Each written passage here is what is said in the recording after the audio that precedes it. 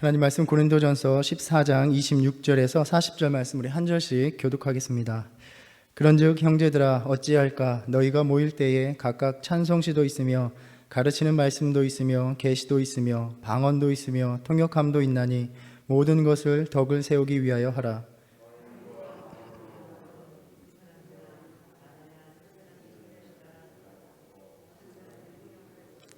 만일 통역하는 자가 없으면 교회에서는 잠잠하고 자기와 하나님께 말할 것이요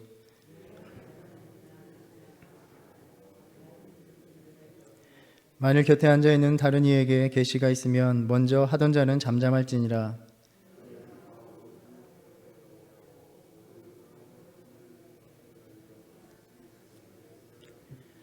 예언하는 자들의 영은 예언하는 자들에게 제재를 받나니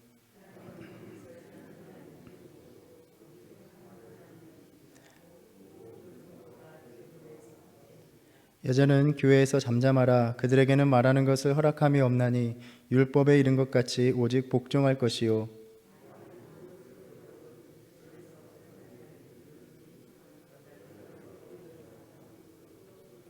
하나님의 말씀이 너희로부터 난 것이냐 또는 너희에게만 임한 것이냐.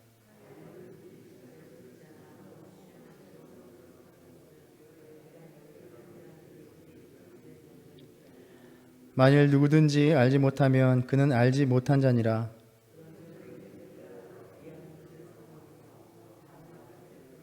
함께 읽겠습니다. 모든 것을 품위 있게 하고 질서 있게 하라. 아멘. 우리가 성령의 은사에 대한 말씀을 나누면서 이제 은사에 대한 기본적인 이해가 조금씩 정리가 되어 가기를 바랍니다. 성령의 은사는 공동체의 유익을 위해서 또 교회를 세워 가시기 위해서 주신 것이기 때문에 모든 은사가 사랑의 방식으로 이루어져야 합니다. 그렇기에 모든 은사가 그 자체로는 아주 귀한 것이고 소중한 것이지만 공동의 예배 가운데는 왜 방언보다는 예언의 은사로 말하기를 힘써야 하는지도 명쾌하게 설명이 되었습니다. 사도 바울은 이제 이러한 원칙 아래에서 오늘 본문에서 고린도 교회의 예배 모임에서 실제적으로 어떻게 이 은사들을 실행해야 하는지에 대한 지침을 내려주고 있습니다. 우리가 먼저 생각해야 될 것은 당시의 예배는 성령의 인도함을 따라서 자유롭게 흘러가는 그러한 모습이었다라는 것입니다. 오늘날처럼 오랜 시간을 통해서 예전이 발전되고 예배 순서가 정해진 것도 아니고 또 주보가 마련된 것도 아니었습니다. 만일 오늘날이라면 주보에 다음 주 예배 때 방언으로 기도하실 분이 누구인지 또 그리고 통역을 담당할 사람이 누구인지 그렇게 예배 담당자들에 대한 광고가 나갔을 것입니다. 하지만 초대교회 당시에는 그저 사람들이 모여서 찬양하고 또 말씀을 듣고 주시는 계시대로 말씀을 나누고 방언과 통역하는 일들이 성령이 감동하시는 대로 따라가는 그러한 모습을 우리가 생각해 볼 수 있습니다. 그렇게 사도 바울은 질서 있는 예배 진행을 위해서 몇 가지 지침을 주고 가르침을 줄 필요가 있었습니다. 이 사도 바울의 관심은 이 모든 일이 공동체의 덕을 세우기 위해서 행해져야 한다라는 것입니다. 우리가 14장을 읽어보면 덕을 세운다라는 표현이 계속해서 나옵니다. 약 3번 정도가 나오는데 사실 덕이라는 말은 번역을 하면서 추가된 말이고 원문으로는 오이코도메인 또 명사로는 오이코도메 세워간다, 건축한다, 건축이라는 의미를 가지고 있습니다. 그래서 우리가 번역본을 읽을 때에 덕을 세워간다라고 해서 자칫 도덕적이나 윤리적인 면으로 생각할 수 있는 경향이 있는데 그 이상의 의미를 담고 있는 것입니다. 바울은 그렇게 질서 있는 예배를 위한 몇 가지 규칙을 제시합니다. 방언을 말할 때는 한 번에 한 사람씩 해야 합니다. 또 2-3명이 그 이상으로 방언을 하지 말아야 하고 방언으로 하는 기도는 전체 회중이 알아들을 수 있도록 반드시 통역되어야 합니다. 만일에 그날에 통역하는 사람이 없다면 방언을 말하는 사람들은 침묵을 해야 합니다. 이러한 점에서 방언을 한다는 것이 마치 자신의 의식을 잃고 무아지경에 빠지는 경험이 아님을 보여주고 있습니다. 예언의 은사 역시 마찬가지입니다. 성령께서 은사를 통해 은사를 보여주시는 것은 인간을 무의지의 상태로 만드는 것, 그래서 무의식의 상태의 도구로 삼는 것을 결코 의미하지 않는다는 것입니다. 32절 말씀에 보면 예언하는 자들의 영은 예언하는 자들에게 제재를 받는다라고 말씀합니다. 그러니까 본인이 예언의 은사를 적절히 절제해야 하는 것입니다. 그러니까 결국에는 자신의 은사를 올바르게 드러내지 못하는 일은 그 은사를 받은 사람들의 신앙적 책임이다라는 것입니다. 은사를 받은 사람들은 이렇게 분별하면서 서로 협력을 해야 합니다. 예언의 은사를 통해 받은 말씀도 차례를 정해서 말해야 합니다. 둘 이상의 사람이 마치 자신이 말씀을 받았다라는 것을 드러내고 과시하기 위해서 경쟁하듯이 말해서는 안 되는 것입니다. 그리고 내가 계시의 말씀을 이야기할 때 누군가 새로운 계시가 임하면 이미 받았던 사람은 조용히 입을 다물어야 한다라고 말합니다. 이러한 지시로 볼 때에 성령께서 그 회중이 모인 가운데 마치 바람처럼 자유롭게 회중의 사람들에게서 옮겨 다니시는, 움직이시며 역사하신 그 상황을 우리가 그려볼 수 있습니다. 한 가지 주목할 점은 그 예언의 말씀을 듣는 중에 모든 회중들에게 역할이 부여된다라는 것입니다. 29절 말씀 보면 예언하는 자는 둘이나 셋이나 말하고 다른 이들은 분별할 것이요 라고 말씀합니다. 여기에서 다른 이들은 또 다른 예언의 은사를 받은 그러한 사람들을 가리키는 것이 아니라 바로 예언의 말씀을 듣는 모든 회중들을 의미합니다. 예언의 말씀을 들었다고 해서 무조건 받아들이는 것이 아닙니다. 보통 예언의 말씀을 분별하는 두 가지 기준이 있다라고 이야기합니다. 하나는 우리가 갖고 있는 성경 말씀에 비추어 보는 것이고, 또 하나는 모든 공동체가 받아들일 수 있느냐라는 것입니다. 이것은 성경 말씀을 해석하는 데 있어서도 교회 공동체의 해석적인 전통이 중요시 되는 것과 같은 원리입니다. 어느 한 개인이 성경을 읽고 내가 이렇게 은혜를 받았다 해서 그것이 중요한 것이 아니라 그 은혜가, 그 말씀의 의미가 모든 공동체에게 받아들여질 수 있는 의미인가 하는 것을 살펴보아야 한다는 것입니다. 그래서 예언의 말씀을 받았을 때 부지런히 분별해야 하는 것입니다. 사도행전 17장 11절에 보면 베레아에 있는 사람들은 데살로니가에 있는 사람들보다 더 너그러워 간절한 마음으로 말씀을 받고 이것이 그러한가 하여 날마다 성경을 상고함으로, 이렇게 말씀합니다. 말씀을 받은 것이 끝난 것이 아니라 정말 그러한가 다시 한번 성경을 묵상하고 살펴보았다는 것입니다. 이 분별하는 일이 모든 공동체에게 맡겨졌다는 것은 결국 은사들이 공동체를 위해서 존재하는 것이지 공동체가 은사를 위해 있는 것이 아님을 보여주는 말씀입니다. 그러니 예언의 은사를 받은 이들이 자신들 스스로 생각하듯 자기가 대단한 어떤 영적 체험이나 은사가 있다라고 여기면서 결코 다른 교회 구성원들의 우위에 있는 것처럼 행해서는 안 된다라는 말씀입니다. 왜냐하면 우리 모두는 다 성령의 은사를 받은 사람들이기 때문입니다. 모두 다 성령의 영역 안에 있는 사람들이기 때문에 성령께서 은사를 통해 역사하실 때에 우리 모두가 함께 동참하고 함께 평가하고 함께 수용할 수 있다는 것입니다. 이같이 분별하는 훈련이 잘된 공동체가 과도한 영적인 현상들에 치우치거나 휩쓸리지 않고, 또 그러한 영성을 주장하는 몇몇 사람들에게 휘둘리지 않으면서 말씀에 바로 서서 나갈 수 있는 것입니다. 우리 공동체가 그렇게 성숙하기를 바랍니다. 이는 곧 모든 공동체가 늘 하나님의 말씀을 묵상하고 깊이 공부하면서 이 말씀에 익숙해져야 있어야 한다는 것을 의미합니다. 말씀에 약한 신앙의 특징이 자꾸 이 말씀, 성경이 아니라 다른 데 가서 하나님의 말씀을 구하고 찾는다는 것입니다.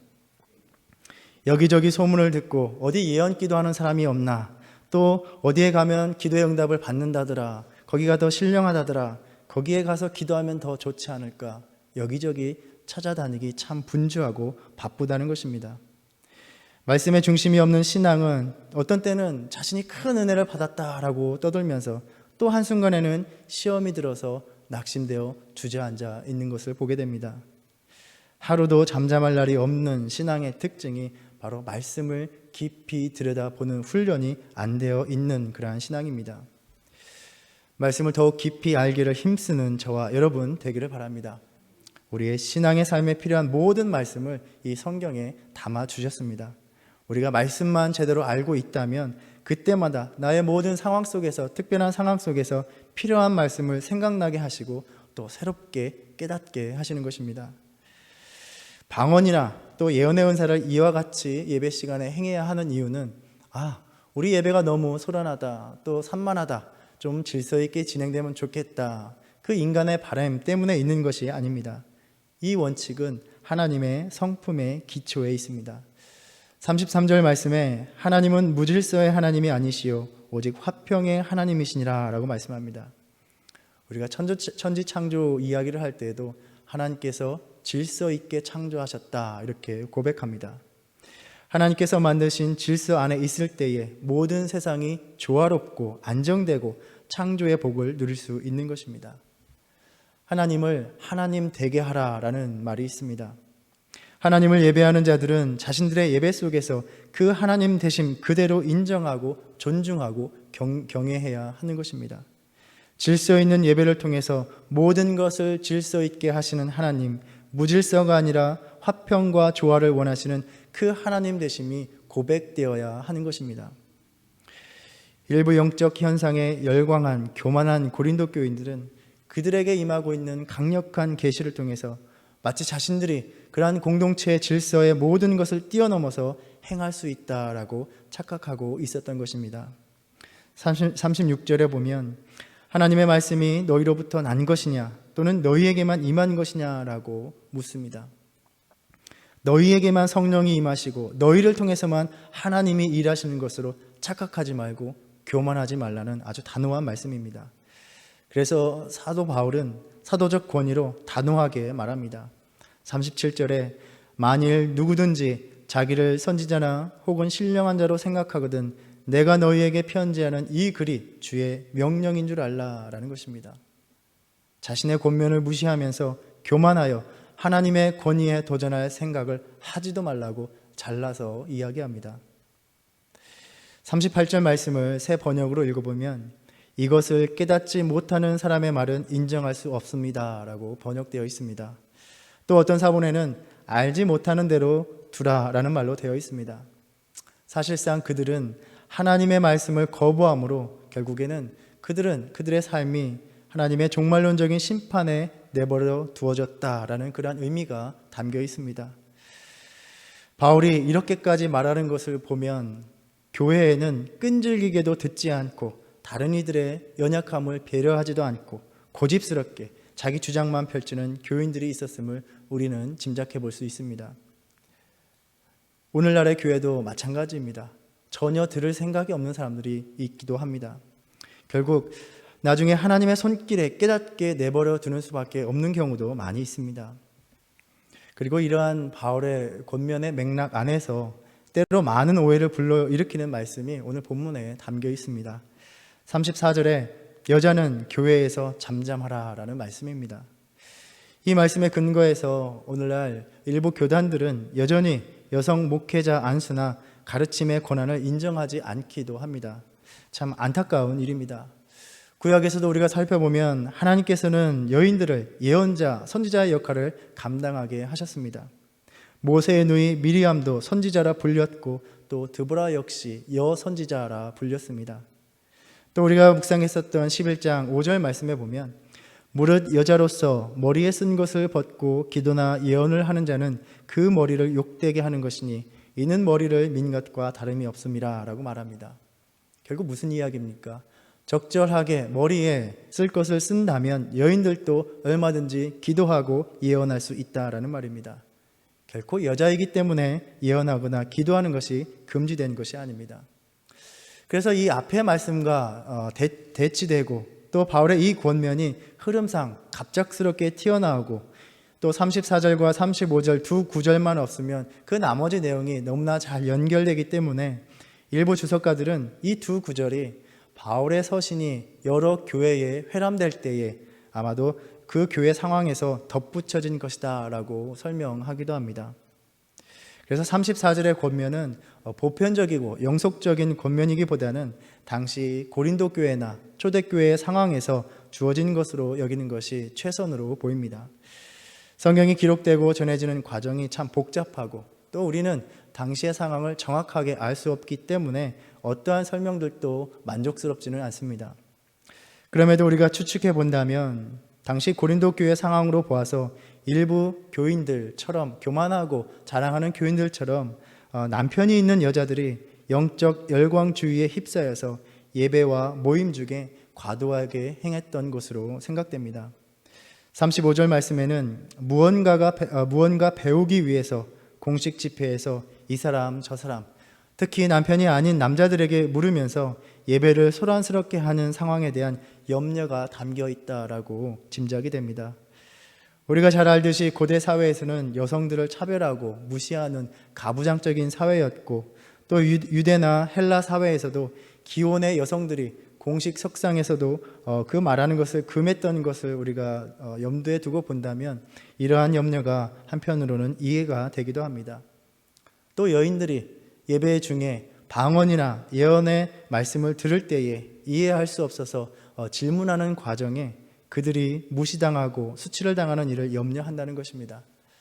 우리는 그 정확한 상황을 알 수 없지만 어찌됐든 당시의 사회적인 또 문화적인 상황에서 과도한 여인들의 행태가 교회의 질서를 어지럽히고 있는 것에 대한 경고로 보는 것이 무난할 것입니다.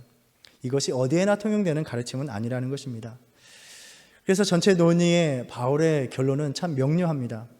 예언하기를 사모하며 방언 말하기를 금하지 말라. 결코 어떤 은사를 부정하려는 것이 아닙니다. 다만 은사를 행하는 방식이 교회를 세워나가야 하는 것이기에 모든 것을 품위 있고 또 질서 있게 하라는 것입니다. 모든 은사는 하나님께서 주시는 것이기에 주시는 그분의 뜻에 부합되도록 행해야 하는 것입니다. 성령의 사람이란 성령이 역사하실 때 자기가 드러나는 것이 아니라 성령의 주장을 따라가는 사람인 것입니다. 우리가 14장을 이렇게 3번에 걸쳐서 예언의 은사 또 방언의 은사에 대해서 묵상하면서 그 기본적인 메시지를 충분히 이해했을 것이라 우리는 생각합니다. 여러 가지 고린도 교회의 문제들이 오늘날 교회들의 문제이기도 하고, 그렇기에 다시 한번 우리 공동체를 돌아보게 됩니다. 어떤 문제들은 지금 우리 공동체에서 일어나는 문제가 아니기 때문에 또 감사하기도 합니다. 그런데 14장의 방언과 예언, 이 성령의 은사에 대한 말씀들을 보면서 오늘날 저 자신과 우리 공동체의 상황에서 역으로 묵상해 보면서 오히려 큰 도전을 받습니다. 고린도 교회의 상황이 어느 정도는 우리 공동체의 상황이 되었으면 좋겠다라는 생각이 드는 것입니다. 물론 질서 없고 혼란스러운 것을 말하는 것이 아닙니다. 그런데 고린도 교회는 적어도 성령의 역사가 강하게 일어나던 교회였다는 것입니다. 질서와 절제를 이야기할 만큼 영적인 은사들의 체험이 넘쳐났다는 것입니다. 과연 오늘 우리의 공동체는 주체할 수 없는 강한 성령의 역사들이 일어나고, 또 우리 각자는 성령의 은사를 간절히 사모하고 갈망하는 심령인가 하는 점에서 큰 도전을 받는 것입니다. 물론 사도들의 시대는 그럴 수밖에 없었습니다. 당시 누구나 성경을 볼 수 있는 것이 아니었기 때문에, 또 언제 어디든 사도들을 통해서 말씀을 들을 수 있는 것이 아니었기 때문에, 그렇기 때문에 강한 성령의 임재로 그때마다 주시는 말씀은, 감동을 받아 주시는 말씀을 들어야만 했던 것입니다. 예언의 은사를 통해서 하나님의 말씀을 들어야 하는 상황이었습니다. 또 성령의 놀라운 역사들, 그 기적으로 하나님의 살아계심을 표적으로 보아야 했던 시대입니다. 솔직히 기독교 역사가 얼마 되지 않았던 수십 년 전의 한국교회도 마찬가지 상황이었고, 우리는 비슷한 그러한 성령의 역사를 우리는 볼 수 있습니다. 그러나 이제 우리는 예수님의 말씀과 사도들의 가르침을 전해받았고, 그 증언들이 담긴 이 성경을 통해서 우리가 복음을 어떻게 믿어야 하는지, 어떻게 우리의 신앙을 지켜나가고 심화시켜 나가야 되는지를 충분히 알 수 있는 시대에 살아가고 있습니다. 더욱이 오늘날은 온갖 미디어로 인해서 수많은 말씀의 선포와 말씀을 깊이 있게 공부할 수 있는 많은 강의들을 들을 수 있는 시대인 것입니다. 그럼에도 불구하고 그 시대와는 우리 시대와는 다르다는 것을 감안함에도 불구하고 동일하신 성령이 우리 믿음의 삶에서 역사하신다는 사실은 변함이 없는 것입니다. 문제는 나는, 또 우리는 성령의 능력을 구하고 간절히 열망하고 있는가 하는 점입니다. 성령이 내 안에서 뜨겁게 역사하심을 맛보면서 나는 신앙생활을 하고 있느냐라는 것입니다. 방언, 예언의 은사에 대한 말씀이 별로 다가오지 않는 분들도 많이 있었을 것입니다. 오늘날 굳이 그러한 은사를 가지고 살아갈 필요가 있는가? 지금 내 신앙생활에 그게 무슨 의미가 있는가 싶은 것입니다. 각자 우리 스스로에게 물어봤으면 좋겠습니다. 지금 나의 신앙의 삶 속에서 성령의 은사에 대한 사모함이 있는가? 나는 그냥 이렇게 신앙생활 하는데 아무 불편함도 없고 굳이 은사를 받을 필요가 없다라고 생각할 수도 있습니다. 그러면 과연 성령 충만의 뜨거움이 내 안에 있다고 자신하고 있느냐라고 묻고 싶습니다. 나의 신앙생활 무난하고 불편함이 없는 것 참 좋습니다. 그런데 과연 내 안에 하나님을 향한 주체하지 못할 기쁨이 있고 감격과 감동이 있느냐 하는 것입니다. 성령의 은사를 공동체를 세우기 위해서 주시는데 우리가 은사에 대해서 아무런 관심이 없다는 것은 또 무엇을 의미하는 것입니까? 지금 나의 신앙이, 우리의 신앙이 공동체를 세우는 것과 아무 상관이 없다, 아무런 관심이 없다는 것을 의미하기도 한다는 것입니다. 성령은 우리 각자의 삶 속에서도 역사하시지만 성경을 살펴보면 또 지난날 교회의 역사를 보면 우리의 신앙의 지난날을 돌아다 보면 공동체가 모여서 합심으로 힘써 기도하고 찬양하고 말씀을 나눌 때에 뜨겁게 성령이 역사하셨습니다. 하나님께서는 이 공동체를 통하여 복음의 놀라운 역사를 펼쳐 나가시는 것입니다. 그러니 공동체를 벗어나 있는 그저 개인적으로 만족하고 안주해 있는 신앙이 뜨거움을 맛볼 리가 만무한 것입니다. 그저 주일 예배에 간신히 드리는 정도, 또 오늘날에는 그것도 영상으로 대충 시청하고 많은 정도로는 성령의 강한 역사를 체험할 수 있겠느냐라는 것입니다. 물론 이렇게 안타깝게 이야기하여도 큰 어려움이 없는 지금의 신앙에 만족하며 살아갈 수 있습니다. 그런데 정말 진지하게 우리의 남은 모든 신앙의 여정이 이렇게 아무런 성령의 감동과 뜨거움 없이 끝나가도 마쳐도 과연 괜찮을까 하는 것입니다. 저는 못 견딜 것 같습니다. 나의 신앙이 아무런 의미가 없을 것 같습니다. 그리고 그러한 신앙으로 어려움과 고난과 유혹과 시험이 밀려올 때에 결코 견디어내지 못할 것이라는 것은 불을 보듯 뻔한 일입니다. 인간적인 눈으로 보기에도 이 상황을 겪으면서 위태위태한 신앙들이 보이더란 말입니다. 우리 각자에게 남들이 이야기하는 특별하고 대단한 은사가 없는 것이 결코 문제가 아닙니다. 성령의 신령한 은사를 더 이상 사모하지 않는다는 것이 심각한 문제입니다. 이는 곧 더 이상 하나님의 공동체를 세워나가는 일에 아무런 관심이 없다는 것을 의미하기 때문입니다.